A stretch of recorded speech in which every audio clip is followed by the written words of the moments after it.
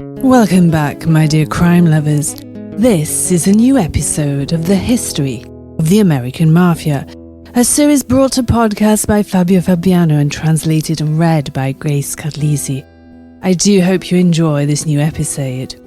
Today we're going to start a 3-part series about Meyer Lansky, a figure that will definitely change the way you see things inside the American Mafia. One of the legendary figures belonging to American organized crime is definitely Meyer Lansky. He was a man of small stature.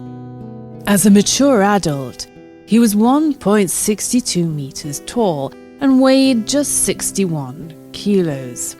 Perhaps it was because of his short stature that he was forced to use his intellectual abilities to succeed in the world. What Lansky lacked in physique, he made up for in brains. Although he was a member of the Jewish Mafia, Lansky undoubtedly had a strong influence in the Italian-American Mafia too, and played an important role in the consolidation of the criminal underworld. His part in the development of the National Crime Syndicate in the United States was decisive. Many historians agree in appointing him as one of the richest gangsters in the American history. Before fleeing Cuba, his fortune was said to be around $20 million, equivalent to today's $158 million. Meyer Lansky was born on the 4th of July in 1902 into a Jewish family of Polish origin in Grodno, today part of Belarus. In 1909, his father, a victim of an anti-Semitic policy, emigrated to the United States, and 2 years later Meyer joined him together with his mother and his brother Jacob. His could be considered the classic middle-class family. He found work as a clothes presser in the Brownsville section of Brooklyn, New York. In 1912 he started school. He was a diligent student. Unfortunately, in 1914, due to financial difficulties, he and his family were forced to move to the Lower East Side of Manhattan. While continuing to be a good student, he began to take part in gambling dice games on street corners. With other peers, he formed a youth gang, which included the famous gangster Benjamin Bugsy Siegel. His first meeting with Lucky Luciano took place at school. Luciano offered protection to his companions of Jewish origin, but Lansky refused to pay him. The two ended up in a fight. At the end of their confrontation, however, they became friends. He left school to work as a mechanic.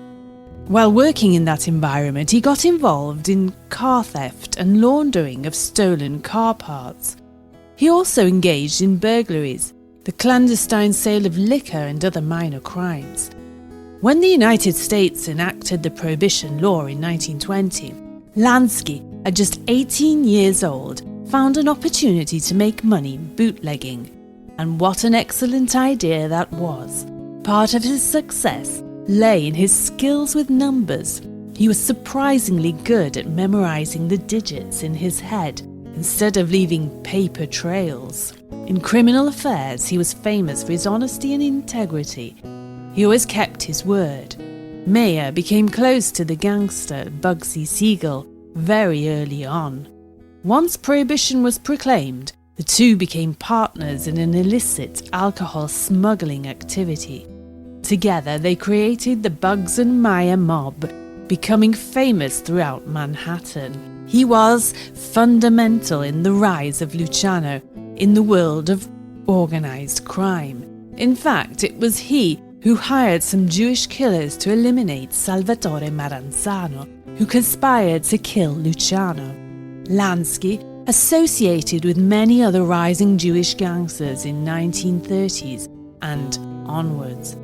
He married Anna Citron in 1929 and had 3 children. In the 1930s, Lansky and his gang did more than their usual criminal activities. They disrupted gatherings organized by American Nazis. a rally in Yorkville is one of the most cited. In this German neighborhood in Manhattan, he and 14 other associates interrupted their assembly. This is the account of the event. On the stage there was a swastika and a photo of Adolf Hitler. The speakers began to rant.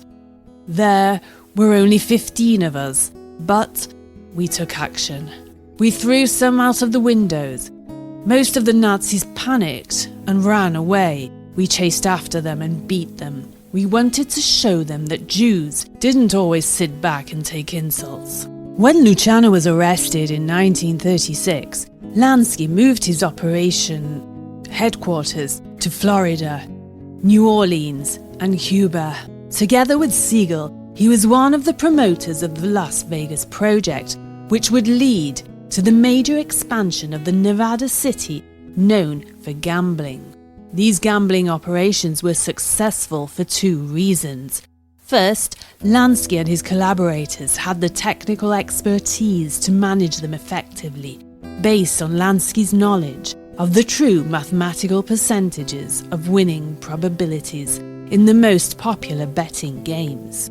Second, the support of the Mafia, as well as the constant corruption of members of the police force, were used to ensure the legal and physical security of their gambling houses from other criminals and the law.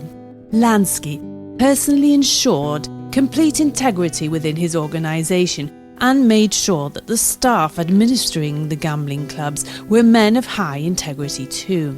In 1931, to protect himself from the kind of prosecution that had sent Al Capone to prison for tax evasion and prostitution, Lansky transferred the illegal earnings from his growing casino empire into a Swiss bank account. Anonymity there was ensured by a Swiss banking law in effect since 1934. Lansky eventually even purchased an offshore bank in Switzerland, which he used to launder money through a network of shell and holding companies. During World War II, Lansky was contacted by the US Navy's Office of Naval Intelligence and asked to take part in Operation Underworld. The operation consisted of the American government recruiting criminals to uncover German infiltrators and submarine saboteurs. Lansky made a deal with the government through a senior US Navy official. This agreement guaranteed Lucky Luciano's release. In exchange, the Mafia would provide security for the warships being built along the docks of the New York harbor. German submarines were sinking Allied ships in large numbers along the eastern Caribbean coast, and there was great fear of attacks or sabotage by Nazi sympathizers. Luciano assigned Joseph Lanza the task, and he was instructed to prevent sabotaging on the New York waterfront. Taking advantage of the fact that many illegal activities were overlooked by the government during the war, Lansky profited considerably from them.